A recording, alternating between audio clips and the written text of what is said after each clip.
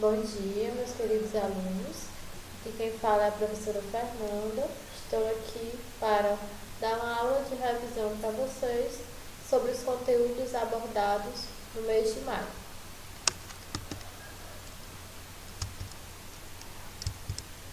Primeiro, equação química. O que é uma equação química? É uma forma de representar as transformações químicas de maneira mais simples e direta. O que é que nós temos em uma equação química? Nós temos os reagentes, que estão antes da seta, que no caso é o primeiro membro, e temos os produtos, que estão após a seta, que no caso é o segundo membro. Então, em uma equação química, nós teremos sempre reagentes e produtos. Por exemplo, imagine que o gás hidrogênio reage com o gás oxigênio para formar a água. A equação química simplificada que representa essa reação é dada por... Então, nós temos o gás hidrogênio mais o gás oxigênio formando a água. No caso, o gás hidrogênio e o gás oxigênio são os reagentes e a água é o produto formado. Classificação.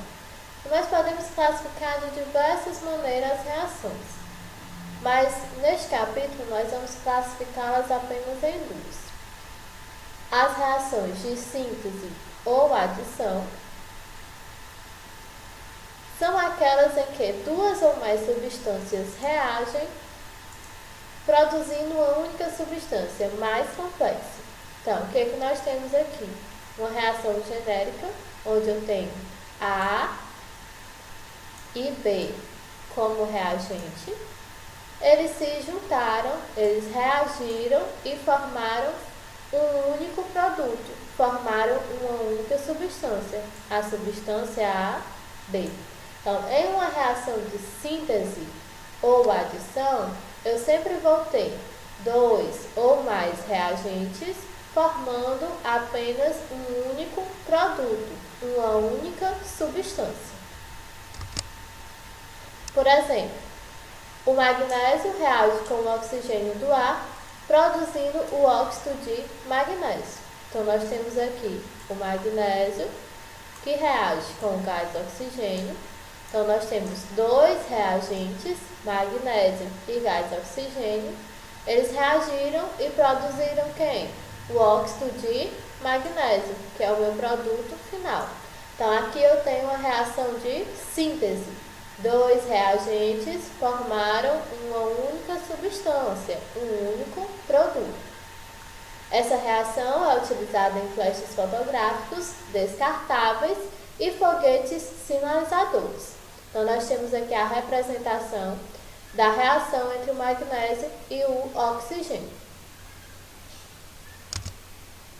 E nós temos também as reações de análise ou decomposição, que são aquelas em que uma substância se divide em duas ou mais substâncias de estruturas mais simples.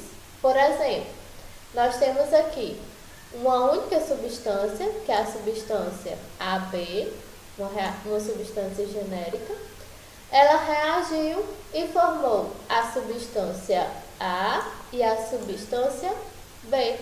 Então, uma única substância formou dois produtos. Então, sempre que eu tiver uma reação de análise ou decomposição, eu vou ter uma única substância formando dois ou mais produtos. As reações de análise ou decomposição, elas podem receber nomes especiais, como a pirólise, que é a decomposição pelo calor. É representada em uma equação química pelo símbolo delta. Então, quando as substâncias compostas são submetidas ao aquecimento, elas se decompõem. Esse tipo de reação é chamado de pirólise, que do grego piro significa fogo e lise significa quebra, ou seja, nós temos a quebra de um composto por meio do fogo. Quando essa reação é feita na indústria, ela é também chamada de calcinação. Então, nós temos aqui um exemplo, o sólido azul, que é o nitrato de cobre. Então, nós temos aqui o nitrato de cobre. Ele reagiu por aquecimento e formou o óxido de cobre, que é o sólido preto, mais o dióxido de nitrogênio, que é um gás vermelho, mais o gás oxigênio, que é um gás incolor. Então, aqui nós temos um exemplo de reação de análise chamada de pirólise, porque ela aconteceu através do aquecimento. Fotólise é outro tipo de reação de análise ou decomposição. Então, na fotólise, nós temos a decomposição pela luz. Nós temos decomposição pela luz. É a decomposição pela ação da luz, que é representada pelo símbolo lambda. A seguir, aqui nós temos o exemplo da reação da água oxigenada na presença da luz. Então, nós temos aqui a água oxigenada na presença da luz. Ela reagiu e formou a água mais o gás oxigênio. Então, na presença da luz, a água oxigenada ela se decompõe em água mais gás oxigênio. É por isso que essa substância costuma ser guardada em recipientes escuros ou opacos. Por quê? Porque eles impedem a entrada de luz e sua consequente decomposição. Então, aqui nós temos uma reação de análise, onde a água oxigenada se decompôs em água e gás oxigênio. Então, uma única substância formou dois produtos, duas substâncias diferentes. Por fim, nós temos a eletrólise, que é a decomposição pela eletricidade. É uma reação de decomposição que ocorre pela passagem de eletricidade por um líquido iônico. Ao passar corrente elétrica pela água, por exemplo, que é o nosso exemplo aqui, ela vai se decompor, vai produzir gás hidrogênio, que é o H2, e gás oxigênio, que é o O2. Então, uma única substância, que é a água, ela se decompôs e formou gás hidrogênio mais gás oxigênio. Combustão. A combustão é uma reação química exotérmica, ou seja, ela libera calor para o ambiente. Esse tipo de reação é muito comum, já que a maioria da energia que consumimos é derivada da queima de materiais, que são os combustíveis. Por exemplo, alguns exemplos de combustíveis: o gás de cozinha, a gasolina, o óleo e outros. Todos esses combustíveis citados são obtidos a partir da destilação do petróleo. É por isso que esses combustíveis recebem a classificação de hidrocarbonetos. Mas o que é um hidrocarboneto? Hidrocarbonetos são compostos formados somente por carbono e hidrogênio. E para que uma combustão ocorra, é necessário um comburente. Quem vai ser o comburente? O comburente será o gás oxigênio. Então, em uma reação de combustão, nós temos os combustíveis. No caso, o combustível é qualquer hidrocarboneto, e temos o comburente. O comburente é o gás oxigênio. Na reação de combustão dos hidrocarbonetos, ocorre a formação de gás carbônico e água. Então, esses hidrocarbonetos mais o gás oxigênio, que é o comburente, eles vão reagir e formar gás carbônico e água. A energia é liberada sob a forma de calor. E ocorre a liberação de calor. Por exemplo, nós temos aqui o hidrogênio mais o gás oxigênio. Então, no caso aqui, o hidrogênio é o meu combustível e o oxigênio é o comburente. Eles reagiram e formaram gás carbônico mais água. Então, aqui eu tenho um exemplo de reação de combustão, onde eu tenho aqui o combustível, aqui eu tenho o comburente, que ocorreu a formação de gás carbônico mais água. Lei da conservação de massas. A lei da conservação de massas, ou lei de Lavoisier, é uma lei da química que muitos conhecem, por uma célebre frase dita pelo cientista conhecido como pai da química, Antoine Lavoisier. Na natureza, nada se cria, nada se perde, tudo se transforma. Então, essa frase ela é bastante conhecida. A lei da conservação de massas é utilizada no balanceamento de reações químicas. Todos os átomos presentes do lado esquerdo, que é o lado dos reagentes, devem estar do lado direito, que é o lado dos produtos. Então, tudo que eu tenho do lado dos reagentes, eu vou ter na mesma quantidade do lado dos produtos. Por quê? Porque nada se perde, tudo se transforma. A quantidade de matéria total deve permanecer a mesma, já que nenhum átomo foi criado e nem destruído. Então, além das substâncias permanecerem a mesma, tanto do lado dos reagentes como do lado dos produtos, a quantidade de matéria também será a mesma. Por exemplo, eu tenho aqui o grafite mais o oxigênio. Nessa reação, eu tenho 3 gramas de grafite e 8 gramas de oxigênio. Então, aqui do lado dos reagentes, se eu for somar 3 mais 8, eu tenho 11 gramas. E o grafite mais o oxigênio reagiram e formaram gás carbônico. Quantas gramas de gás carbônico? 11 gramas. Então, vocês podem observar que a mesma quantidade de matéria que eu tenho do lado dos reagentes, eu tenho do lado dos produtos. Aqui eu tenho no total 11 gramas e aqui eu tenho 11 gramas. Aí aqui nós temos a reação do mercúrio metálico mais o oxigênio. 100,5 gramas de mercúrio metálico mais 8 gramas de oxigênio.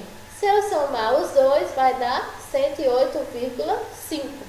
Então, no lado dos reagentes, eu tenho 108,5 gramas. Eles reagiram e formaram o óxido de mercúrio. Quantas gramas de óxido de mercúrio? Exatamente 108,5. Por quê? Porque a mesma quantidade de matéria que eu tenho do lado dos reagentes, eu tenho que ter do lado dos produtos. Lei das proporções constantes. A lei de Proust, que é também conhecida como lei das proporções constantes, pode ser assim definida. A massa dos reagentes e produtos participantes de uma reação mantém uma proporção constante. Então, as massas dos reagentes e produtos que participam de uma reação mantêm uma proporção constante.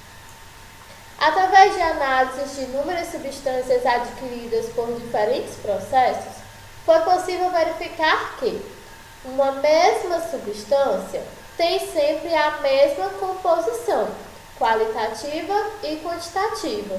Por exemplo, qualquer amostra de água apresenta sempre 88,9% de oxigênio e 11,1% em massa de hidrogênio, combinados na mesma proporção. Então, independente da quantidade de água que eu tenho, eu vou ter sempre a mesma proporção de oxigênio e hidrogênio. Eu vou ter sempre 88,9% de oxigênio e 11,1% em massa de hidrogênio. Veja abaixo a demonstração de como eram feitos os experimentos para comprovar este dado. Então, nós temos aqui o experimento 1, experimento 1. Aí nós temos 18 gramas de água, 2 gramas de hidrogênio e 16 gramas de oxigênio. Então, a água nós sabemos que ela é formada por H2O. Então, eu tenho 2 gramas de hidrogênio e 16 de oxigênio. 16 mais 2 vai dar 18. No experimento 2, 72 gramas de água, 8 gramas de hidrogênio, 64 gramas de oxigênio. 64 mais 8, 72 gramas. A mesma quantidade em gramas que eu tenho aqui, eu tenho que ter do outro lado. Observação. Nos dois experimentos, foi possível constatar a massa fixa de água. A conclusão dos estudos de Proust para a proporção entre as massas de hidrogênio e oxigênio segue a seguinte relação. Então, nós temos a massa do hidrogênio pela massa do oxigênio. Quando a massa do hidrogênio era 2 gramas, a massa do oxigênio foi 16. Quando a massa do hidrogênio era 8 gramas, a massa do oxigênio foi 64. Então, se eu aumentar essa massa para 10 gramas, aumentei em 2 gramas, a massa do oxigênio passou para 80 gramas. Ou seja, eu vou ter sempre uma proporção de 1 grama de hidrogênio para 8 gramas de oxigênio. A proporção é sempre de 1 grama para 8. 1 grama de hidrogênio para 8 gramas de oxigênio. Não vai importar a quantidade, eu vou ter sempre essa proporção. Modelo atômico de Dalton. A teoria atômica de Dalton foi baseada em experimentos, mas nenhum desses experimentos conseguiu revelar o átomo claramente. Por isso, Dalton denominava o átomo como a menor parte da matéria. Então, aqui nós temos os postulados de Dalton, que era o que definia o modelo atômico dele. Postulado 1. Todas as substâncias são constituídas de minúsculas partículas denominadas átomos. Os átomos não podem ser criados nem destruídos. Cada substância é constituída de um único tipo de átomo. Postulado 2. As substâncias simples ou elementos são formadas de átomos simples, que são átomos isolados, pois átomos de um mesmo elemento químico sofrem repulsão mútua. Os átomos simples são indivisíveis. Dalton acreditava que os átomos eram indivisíveis. Postulado 3. As substâncias compostas são formadas por átomos compostos, capazes de se decompor durante as reações químicas em átomos simples. Postulado 4. Todos os átomos de uma mesma substância são idênticos na forma, no tamanho, na massa e nas demais propriedades. Átomos de uma substância diferentes possuem forma, tamanho, massa e propriedades diferentes. A massa de um átomo composto é igual à soma das massas de todos os átomos simples, componentes. Então, qual a contribuição da teoria atômica de Dalton?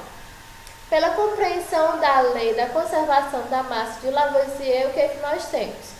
Lavoisier afirmou: em uma reação química, a massa se conserva, porque não ocorre criação nem destruição de átomos. A teoria atômica de Dalton comprovou esse fato, já que em um dos seus postulados afirma que o átomo é indestrutível. Sendo assim, se realizarmos a combustão do carvão, que é o C, que é o carbono, na presença de gás oxigênio, que é o O2, teremos uma reação química entre um átomo de carbono e 2 átomos de oxigênio. Essa reação formará o gás carbônico, que possui exatamente os mesmos átomos que compunham a substância antes da reação. Aqui nós temos outro exemplo. Nós temos o carbono reagindo com o hidrogênio, gás hidrogênio, H2, formando o metano, CH4. Então, aqui nós temos a representação das bolinhas. Nós temos o carbono representado pela bolinha amarela. Aqui, ó. Nós temos o carbono representado pela bolinha amarela. Temos o hidrogênio, que é representado pela bolinha azul. Observe que aqui eu tenho 4 bolinhas. Por quê? Porque eu tenho 2 vezes 2, 4. Então, eu tenho 4 átomos de hidrogênio. 1, 2, 3, 4. Por isso que eu tenho 4 bolinhas de hidrogênio. Formou o quê? Formou o metano. Eu tenho aqui o carbono, que é o átomo central, representado pela bolinha amarela. E tenho 4 átomos de hidrogênio. 1, 2, 3, 4. Apenas uma molécula. Compreensão das substâncias simples. Utilizando o modelo atômico de Dalton, podemos compreender uma substância simples, isto é, aquela que possui átomos de mesma característica formando uma molécula. Logo, temos átomos pertencentes ao mesmo elemento químico. Por exemplo, na substância F2, flúor 2, temos 2 átomos de flúor. Por isso, devemos utilizar 2 tipos de átomos iguais na representação segundo a teoria atômica de Dalton. Então, segundo a teoria atômica de Dalton, nós temos aqui a representação do F2, do flúor 2, do fluoreto. Então, nós temos a bolinha preta que representa o flúor, temos 2 bolinhas iguais. Por quê? Porque todas 2 representam o flúor. Então, eu tenho 2 átomos de flúor, uma substância simples. Compreendendo as substâncias compostas. Em uma substância composta, temos átomos de características diferentes, formando a molécula.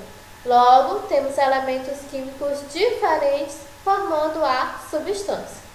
A substância H2O, por exemplo, apresenta 3 átomos, 2 de hidrogênio e 1 de oxigênio.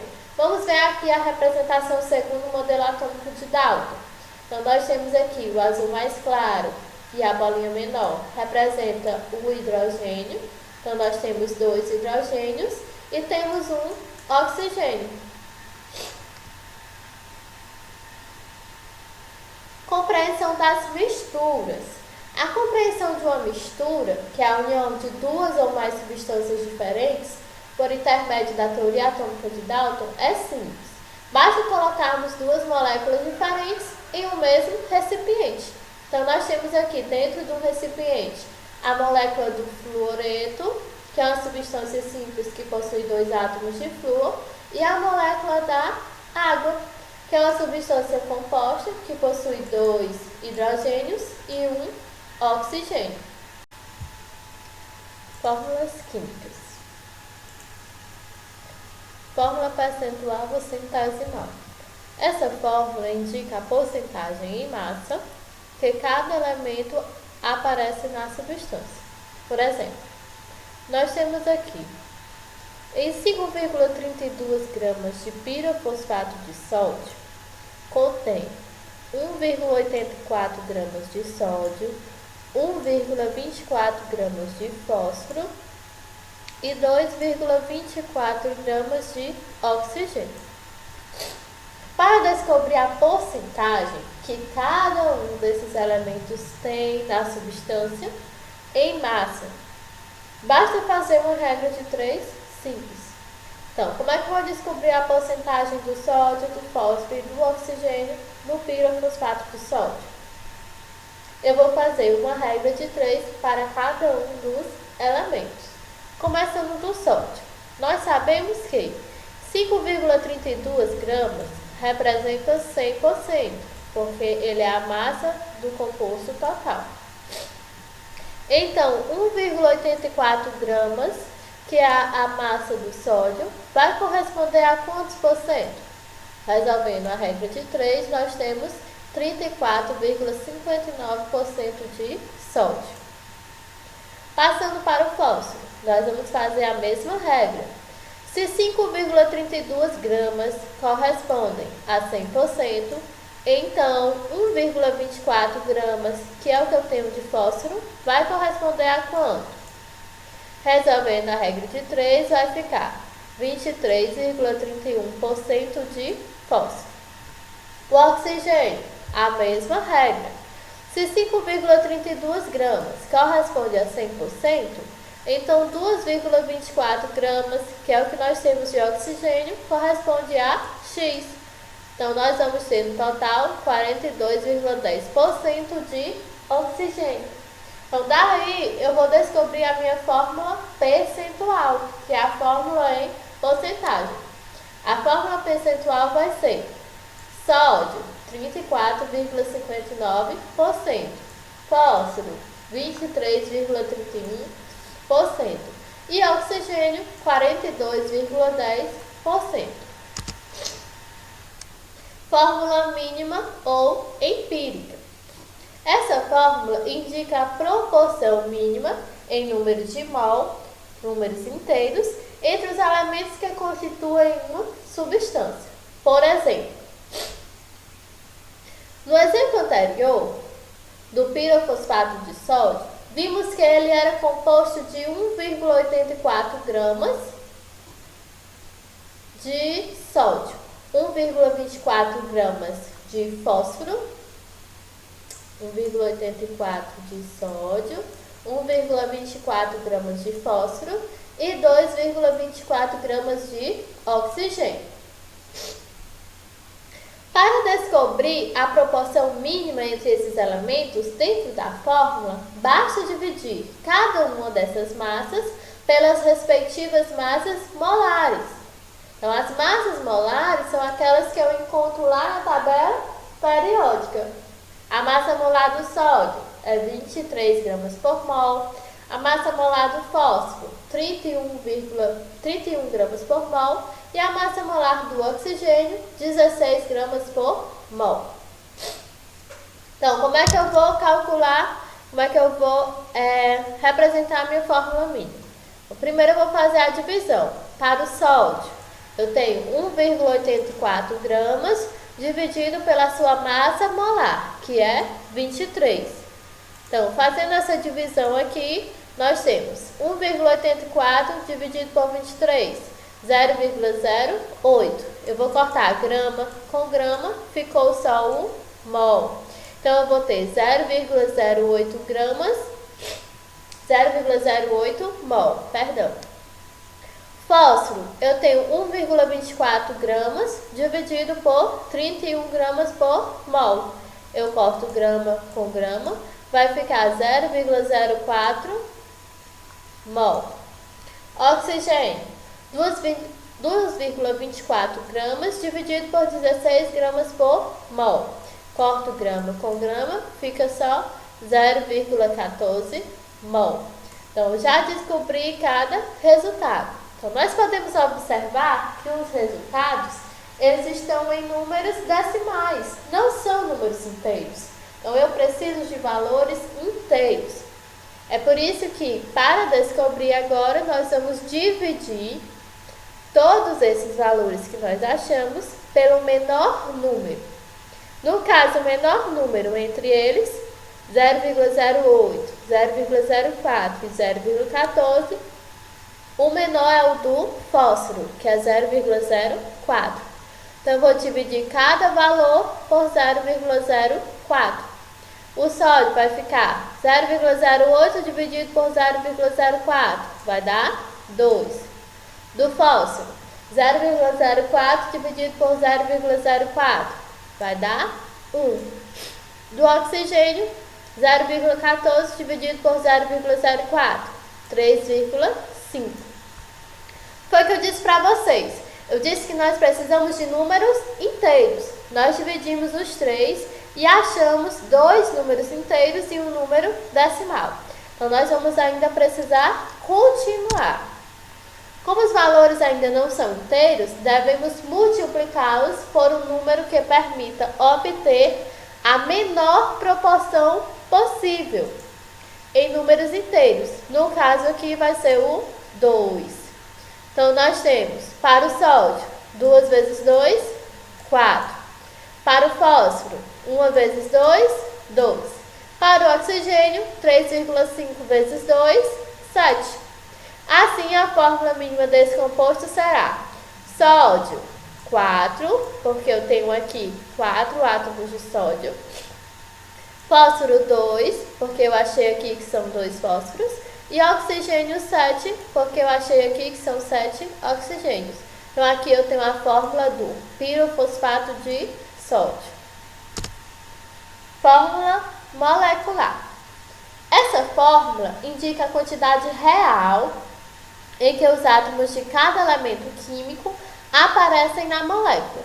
Por exemplo, nós já temos a fórmula mínima e a fórmula percentual do pirofosfato de sódio.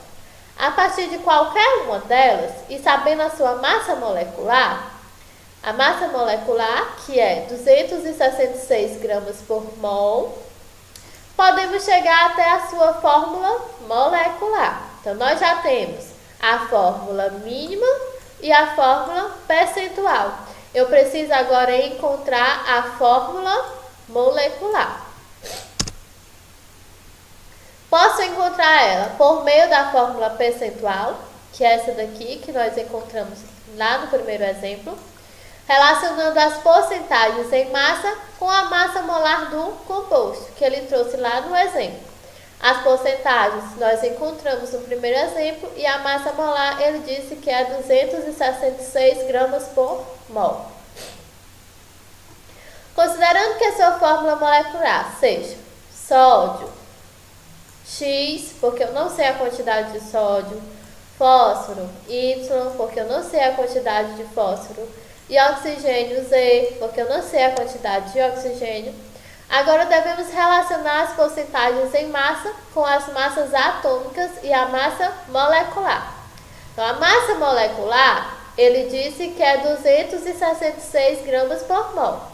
E a massa atômica? Onde é que eu sei, onde é que eu encontro essa massa atômica? Lá na tabela periódica.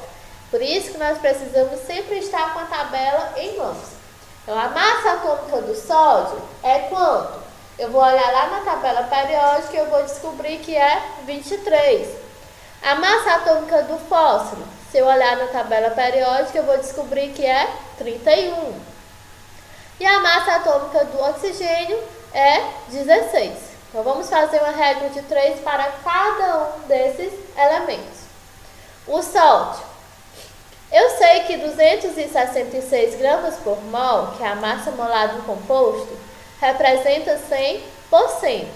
Então, 23 vezes X, por que 23 vezes X? 23 é a massa molar do sódio. X vai ser a quantidade de sódio que eu tenho na minha molécula. Vai representar quantos por cento?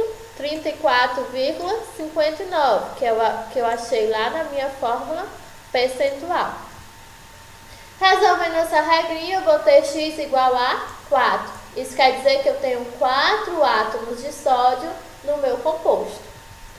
Fósforo, vou fazer a mesma regra. 266 corresponde a 100%, 31, que é a massa molar do fósforo, vezes X, que é a quantidade de fósforo, representa 23,31%. Então, eu vou ter quantos fósforos na minha molécula? 2.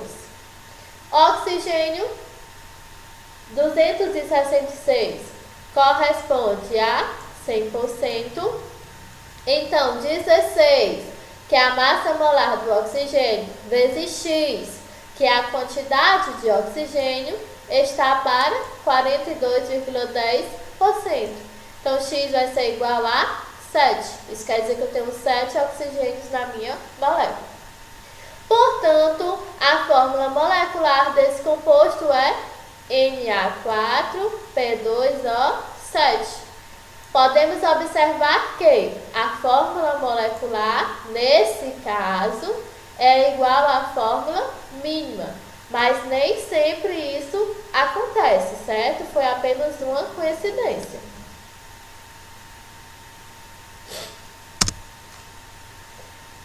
considerar outro exemplo. Digamos que a massa molecular de determinada substância é 30 gramas por mol.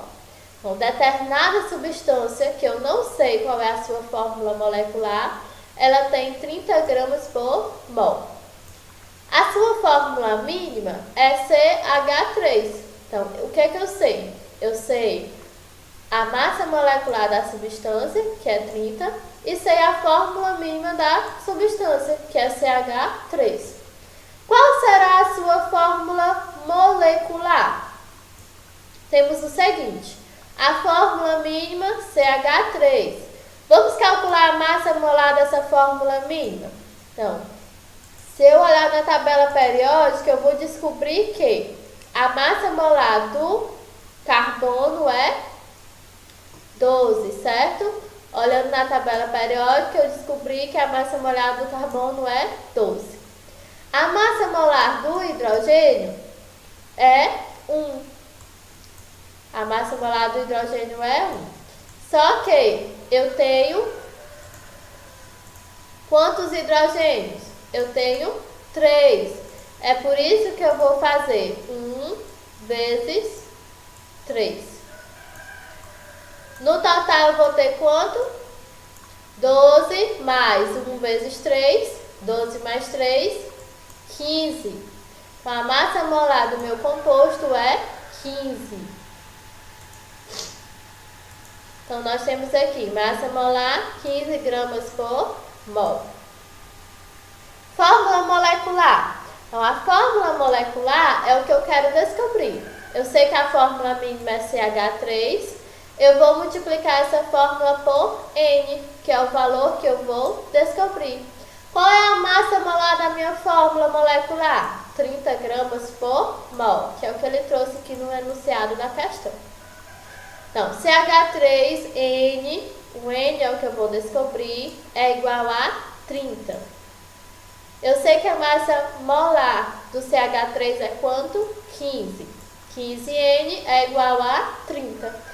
N é igual a 30 dividido por 15, então N é igual a 2.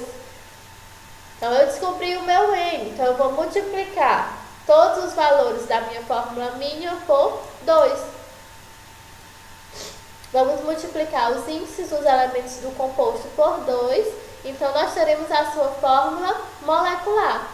2 vezes 1, que é o que eu tenho aqui no carbono, é 2. Então, eu vou ter C2.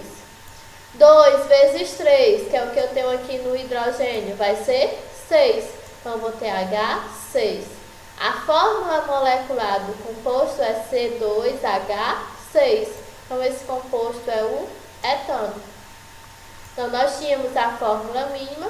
A partir da fórmula mínima e da massa molecular, nós descobrimos a fórmula molecular do composto.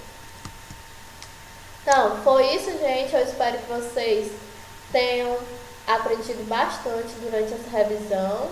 Espero que eu tenha tirado todas as dúvidas. Qualquer dúvida, eu estou disponível. Eu e os outros professores, é claro. Então, podem perguntar. Estamos disponíveis para vocês. Bons estudos e boas